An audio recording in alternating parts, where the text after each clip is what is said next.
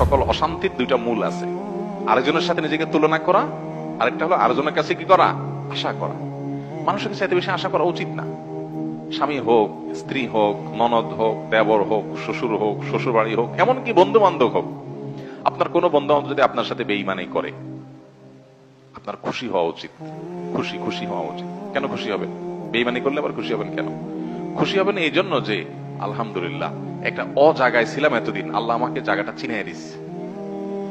ও যদি বেঈমানিটা এখন না করতো, আমারে আরো কিছুদিন বাড়াইয়া তারপরে করতো, আমি আরো বেশি ক্ষতিগ্রস্ত হইতাম।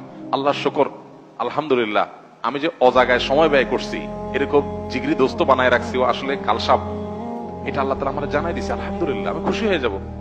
নেগেটিভ জিনিসটাকেও পজিটিভ ভাবে আমরা দেখতে পারি। যত হতাশা আছে, এই হতাশা দূর বেশিরভাগ ক্ষেত্রে হয়ে যাবে শুধু মেন্টালিটি পরিবর্তন করলে। আল্লাহ আমাদেরকে সেই তৌফিক দান করুন। আমাদের কিচ্ছু নাই ঘরে, অল্প স্বল্প আছে, আমরা যা আছে তার সাথে তুলনা করবো না। আমার যা আছে তা নিয়ে অনেক হ্যাপি, আলহামদুলিল্লাহ। আল্লাহ আমার ছেলে মেয়ে সুস্থ রাখছেন, ক্যান্সার দেন নাই, বড় কোনো ব্যাধি দেন না, আল্লাহ শুকর। কিন্তু কাউকে ক্যান্সার দিয়েছেন, আলহামদুলিল্লাহ আল্লাহ তাআলা আমাকে মরার আগে তওবা করার সুযোগ দিয়েছেন। একটা ওয়ার্নিং আসছে, আমি এখন প্রস্তুতি নিয়ে যেতে পারি। অনেকে হঠাৎ চলে যাচ্ছে অ্যাক্সিডেন্টে, সেটা প্রস্তুতি নিতে পারে নাই। খারাপ কাজ করতে করতে গুনাহের পথে থাকতে তওবা করার আগে সে চলে গেল। আলহামদুলিল্লাহ আমার একটা ওয়ার্নিং পিরিয়ড পাইছি, এই সুযোগে আমি তওবা করে আমার আখিরাতটাকে সুন্দর করে যেতে পারি। প্রত্যেকটা নেগেটিভ জিনিসকে পজিটিভ দেখা যায়।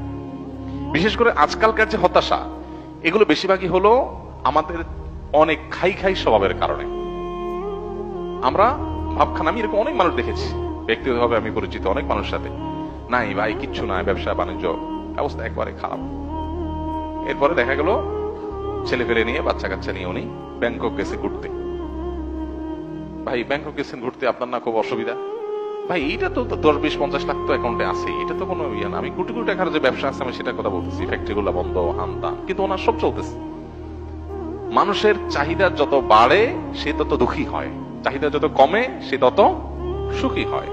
এই জন্যই কানাআত বা অল্প তুষ্ট থাকার শিক্ষা নবী সাল্লাল্লাহু আলাইহি ওয়াসাল্লাম দিয়েছেন। মুসলমান কখনো খাই স্বভাবের হবে না। যত বেশি খাই স্বভাব হবে, যত বেশি অন্যের কাছে আশা থাকবে, তত বেশি আপনি দুঃখী হবেন।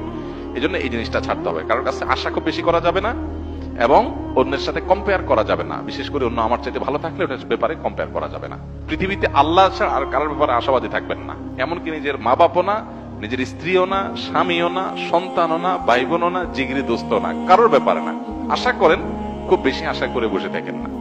আশা করার পাশাপাশি এটার জন্য প্রস্তুত থাকেন, যা আশা করতেছেন তার উল্টাটাও হতে পারে।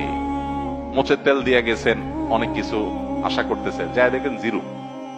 হাইসা দিবেন যে আমি তো বোকা ছিলাম, এই জায়গায় আমার নসিবিটা বরাদ্দ ছিল না, অথচ আমি মোচের তেল দিয়ে আসছি। ভাও, কাঁঠাল খাওয়ার জন্য মোচের তেল দিয়ে আসছি, হাইসা দেখি কাঁঠালই নাই, কাঁঠাল পুরোটাই নষ্ট। তাহলে আমি অহেতুক একটা প্রস্তুতি নিছি, আমার তকদির এটা ছিল না।